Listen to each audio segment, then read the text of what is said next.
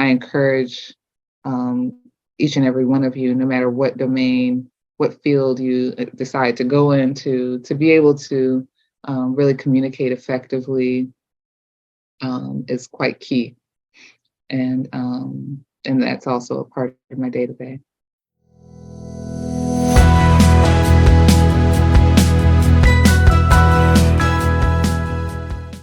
Dr. Nandi Leslie serves as a Principal Technical Fellow and Research and Development Chief Engineer for Raytheon Intelligence and Space, with over 23 years of experience as an applied mathematician and technical program leader. Currently, her interests lie in the intersection of machine learning and cybersecurity, writing and publishing over 55 publications in conference proceedings, journals, and many more. So, Dr. Leslie, can you just introduce yourself in terms of your accomplishments and everything for us? I am, as you mentioned correctly, an applied mathematician. My dad is Jamaican, and he's also a mathematician. And he migrated to the United States when he was quite young with his family. And I come from a large family of, there's 7 of us. I have 6 siblings. And went into mathematics pretty early due to the fact that my dad introduced me when I was young. He was a professor of mathematics at Northwestern for many years while I was growing up, which is in Illinois, outside of Chicago, and then went to become the chairman of the math department at Howard University, where I was an undergraduate and studied math, which is in Washington, D.C. And so I from an early age was kind of enamored with mathematics. I didn't know that I would go into it as a profession, though, until I was an undergraduate student at Howard University. And I just thought, well, this was a position or a career path, rather, that would, give me a good quality of life. I saw, from the academic perspective, that, my parents had a good quality of life. They traveled the world for free, going to conferences and meetings with, different other faculty members, and they had their summers off and, other like long vacations. When I looked at the quality of life, I was like, oh, this could be great in terms of balancing the work life, looking at the work life balance. So I decided to go on to graduate school. And I went to graduate school at Princeton University and studied mathematics there, and did my PhD, well, master's and PhD in applied mathematics. And at that time, I was really focused on environmental like applications, so mathematical biology, looking at a number of different subfields in mathematical biology, including epidemiology, so the study of the spread of disease, which, we can see the relevance with COVID. And then also theoretical immunology. How does the immune system kind of protect us from disease within an individual? And then how does that connect up with how disease spreads through a society or environment? And then I went on to look at like sustainability and how to kind of consider mathematical ecology and ecological problems using quantitative assessments. And then I went on to teach. I taught at Howard University for a while. I taught at University of Maryland, and both in the math departments. And then I decided that I wanted to go into industry. And I've been in industry for the past, almost 18 years or so. And industry is a different, it's a broad term, but it's different than academia, also quite broad of a term, in that I wanted to, move to industry because with industry, you can kind of right away see how mathematical methods can influence and solve complex problems. And the type of industry that I went into was aerospace and defense.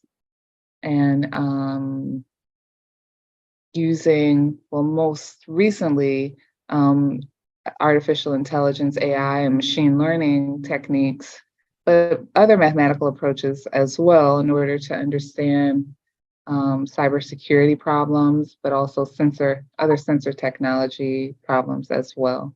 You said that your father, or like your parents, you saw their lifestyle and that kind of played a part in influencing you in terms of your career choices. Mm-hmm. Are there any more factors that kind of aided to that as well? Oh, yeah. Well, with mathematics, I was really intrigued by the fact that there are these, mathematical methods, computational methods that one could use in order to really address difficult problems and solve them, present, a variety of scenarios and solutions. And be able to do so in a very objective manner. And that was really appealing. The right answer, that answer could be really succinct and clear, and mathematics provides that. And so that really, that philosophy, of computational thinking and analysis really appealed to me. That, you could say something very objective, like, for example, let's see, that, it's likely that someone has a given ailment with, some level of accuracy, and measuring that accuracy and detecting the ailment. Say, for example, if you're using, or one is using machine learning in order to differentiate between a cancerous and benign tumor, right? So using machine learning to predict whether a mass is cancerous or not, and being able to say with a certain level of accuracy that, know that mass is benign, and using mathematical methods in order to do so really seemed appealing to me. And then, I think in choosing a career, there are kind of three factors that one should consider. One is, is there a need for a given career? Like, what's the need? Is there a great need? Okay, that's one factor. Two is, if in that career choice, am I relatively good at that the techniques that are required for the career? And then three, does it, is it economically rewarding? Like, is it financially rewarding? And if you could say yes to each of those three things, then I think it's a career worth considering. Not necessarily that's the choice, but it's definitely one worth considering. And so those were kind of the three factors, of course, that I was also thinking when looking at mathematics as a career choice, Is it in demand? Yes, many different fields, whether it's the financial industry, um, whether it's aerospace and defense, um, the health industry, to some degree, all have some level of need for it. And then I asked, okay, can I achieve it? Am I all right at the techniques? And one could definitely learn these techniques. It's readily available. We are taught them and at school at different levels, and then there are online courses for free. There's so many resources to kind of hone your skills. And then finally, is it financially rewarding? And then yes, those are the kinds of things that you could check online. Their websites like glassdoor.com, salary.com, indeed.com to kind of present to you what the salaries are for different types of positions. Earlier, the way how you were describing like how you got into it, made me realize that you really seem to like math problems and anything along with the lines of math. But were were there at times when the problems just became too much? Or in other words, like what were the difficulties that you faced while pursuing your career and how did you overcome them? Oh, well, yeah, definitely. So many difficulties in different kind of domains. One area of difficulties are just on the problems themselves, like the mathematical approaches. And I really love a challenge in problem solving. Like the previous speaker said, I feel like if there are some problems that are out there, then those are really ones that, generally speaking, one wants to be able to gravitate toward and be able to solve and then make yourself indisposable. Um, and so I kind of gravitate towards those challenges in the mathematical sense. If I feel like there's a potential for finding a solution, then, you know, finding that solution can be even more valuable to those that, see that problem space as being critical. And if, folks will invest in, you spending your time kind of addressing those problems, then I think it's worthwhile if you think, okay, potentially there are some solutions that you could be, rewarded for solving. When I faced those kinds of skill level challenges where I felt like, okay, I know that this is a challenge that is a technical challenge.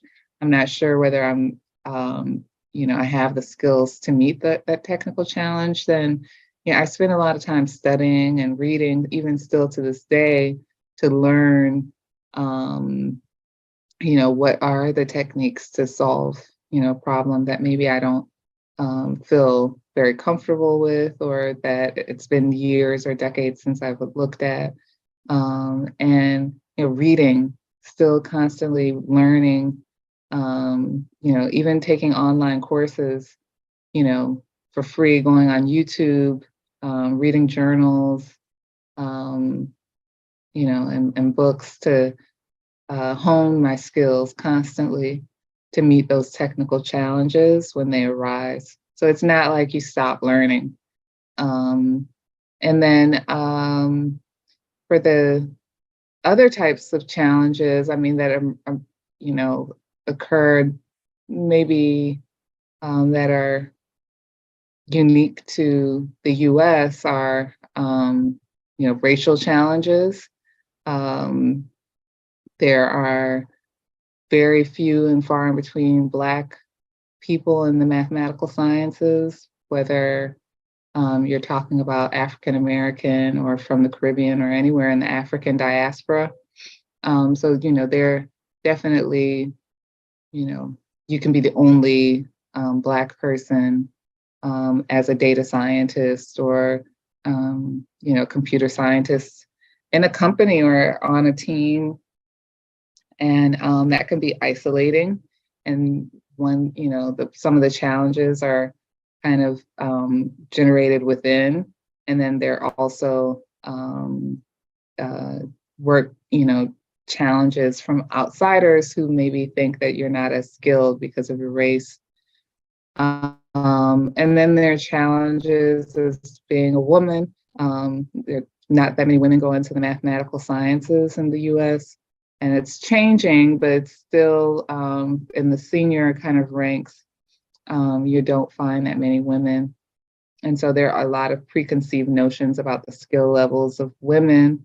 That's changing, thankfully, but there's still some roadblocks in place, to making sure that we get equal pay and equal consideration for opportunities that emerge. And so those are some of the areas where challenges I've faced and, worked through. Okay, so as someone who also enjoys math and plans to go down like the computer science route, I feel like your advice really helped. And I did hear that you said that we should search up online courses and look up salaries, etc. And when trying to get into a career path. But is there just any additional advice that you want to add? Yeah, when considering data science, I think that there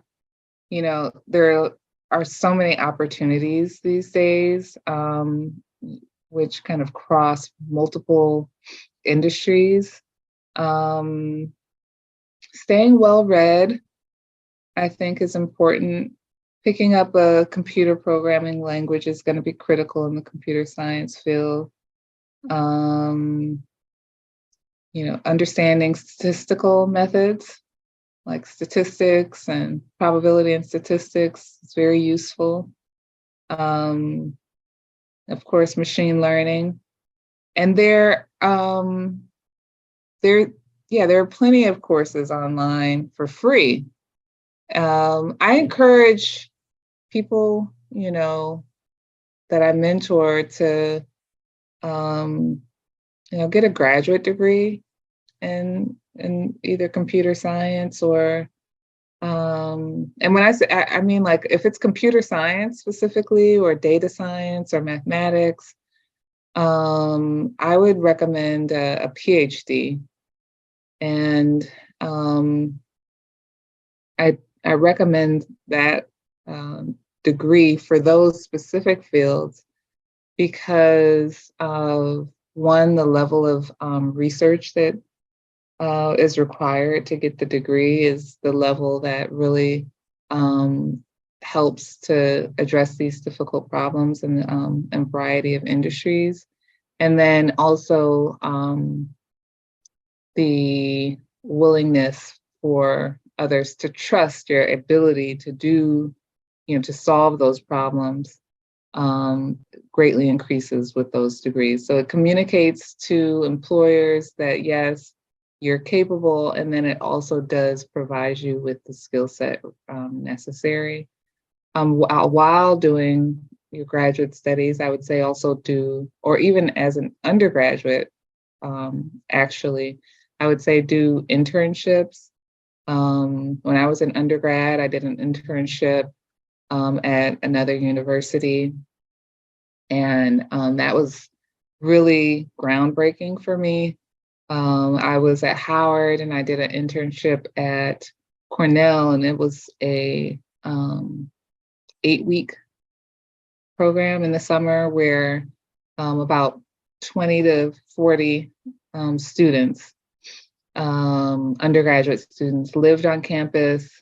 Students from all over the world came, lived on campus at Cornell, upstate New York, and spent the whole day working together on interesting research problems. And that kind of experience, I think, can help inform whether or not graduate school is something that you would really be interested in, and whether that the career path is also of interest. Another career path that I didn't take, but I know of folks that did, is actuarial science. And that's looking at insurance pricing. And that's another field that mathematicians go into. So yes, I don't know if I covered every nuance of your question, but if there are any follow-ups there, please don't hesitate to ask. What is the day-to-day life as a data scientist? My day-to-day is so I work from home, and so basically I have an office at my house, and I come down, look and determine what my meeting calendar is for talking with colleagues. If I, you know, then I look through what my to-do list indicates that my tasks are. I may end up, spending some time reading other people's work.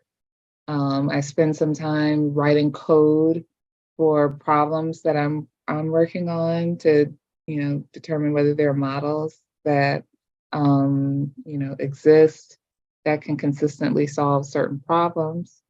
So writing some code, writing algorithms before you write the code, right? Writing some algorithms, models, and then implementing them into code.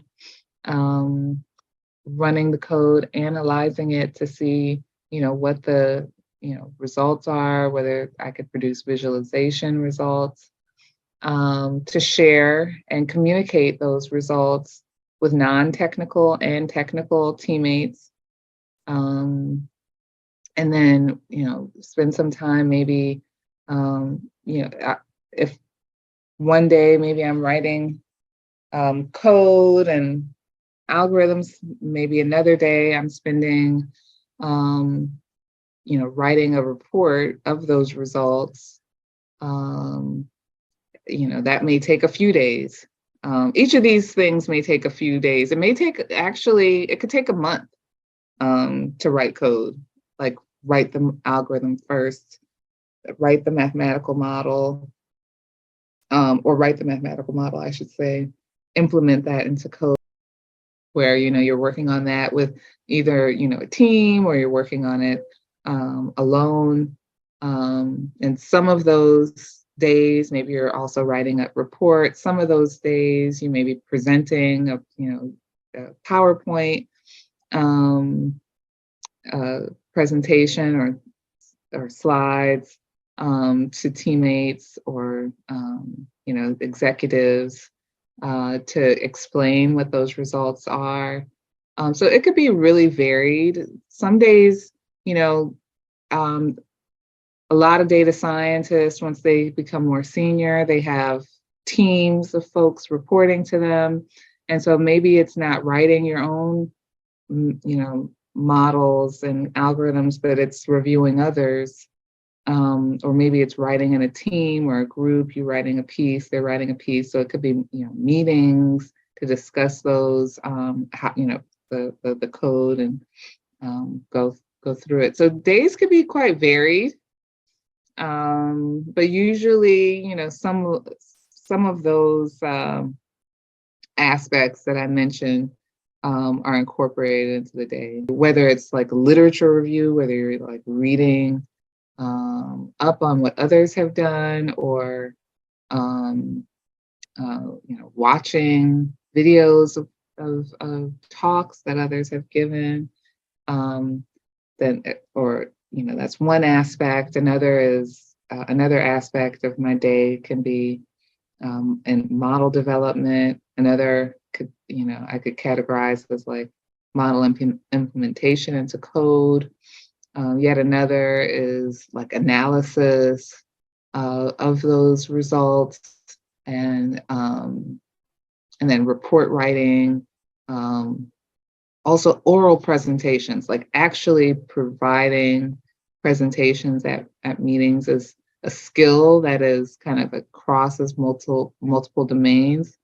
And I encourage each and every one of you, no matter what domain, what field you decide to go into, to be able to really communicate effectively is quite key.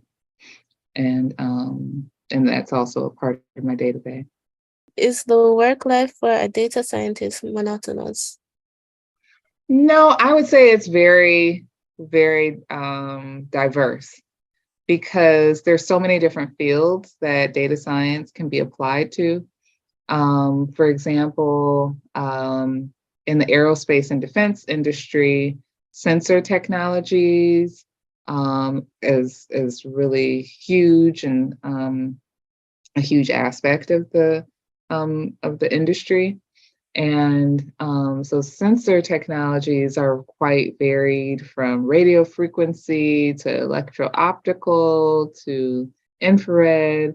And each of these different types of sensors can really be deployed in, different types of platforms, whether they're like, air vehicles, ground vehicles, space, undersea submarines. These sensors can be deployed in different settings. And so understanding how the sensors perform differently in different environments, whether you're talking about atmospheric or oceanographic environments. So there's a lot of variability there.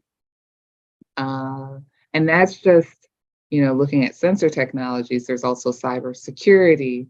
There's also autonomy, like how to make systems more autonomous, whether that's autonomous driving or, robotics. Each of these fields has a heavy quantitative data science, or, I'm using these terms interchangeably because they really are, or mathematical kind of underpinnings. And I started off talking about like spread of disease. That's yet another area where data scientists, really make a lot of contributions. And so it really can't be monotonous. You can always pivot, whether that's pivoting from the health industry to the cybersecurity is really something that's cross domain as well, cross industry as well. So I think it's quite the opposite of monotonous. What coding language would you recommend learning first? Like currently I'm learning Python because I heard it's the most versatile, but I'm not sure. Yeah, I agree. Python is really an excellent language to learn. A lot of, especially since there are a lot of libraries that are already available to kind of help with, programming models in Python. It's really used by a lot of different people, different companies and different industries. So, you can kind of easily pivot with that language under your belt. Another is C and C++, and Java. Those are, some other languages. And it doesn't have to be all three. It could be one of those three because of the level of those languages. And the speed and efficiency of code written in those languages, I would say one of those three is also good to have under your belt. Yet another is R. It's also a free, there's a free software development environment, IDE for R that one could download. And it's good for statistical methods and implementing them. So is Python, though. Python is equally good. It's just that sometimes people are actually, Python is probably superior to R, but it's just another one of those languages that people tend to use and has plenty of libraries available, built-in functions already programmed with the statistical methods there. So those are some of the languages I'd recommend. But yeah, for sure, Python is definitely the star of those that I've named. The only reason I bring up C and C++ and Java in comparison to Python is because they are kind of lower level languages. You might not have, they definitely don't have as many built-in functions and functionality as Python, but because of that, they allow for efficient code writing. So you could write code a lot that runs a lot faster in those languages than in Python. Yet I still think that Python is probably maybe one of the more useful ones of those to learn. Thank you for responding, and thank you for coming out, just to talk to us. And just really thank you for all the advice that you gave us. Well, thank you. It's a pleasure to be invited and able to give this presentation and talk with you.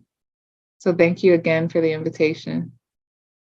If you are a professional interested in sharing the experiences you've made along your journey toward your field, please email us at thestudentinitiative98@gmail.com.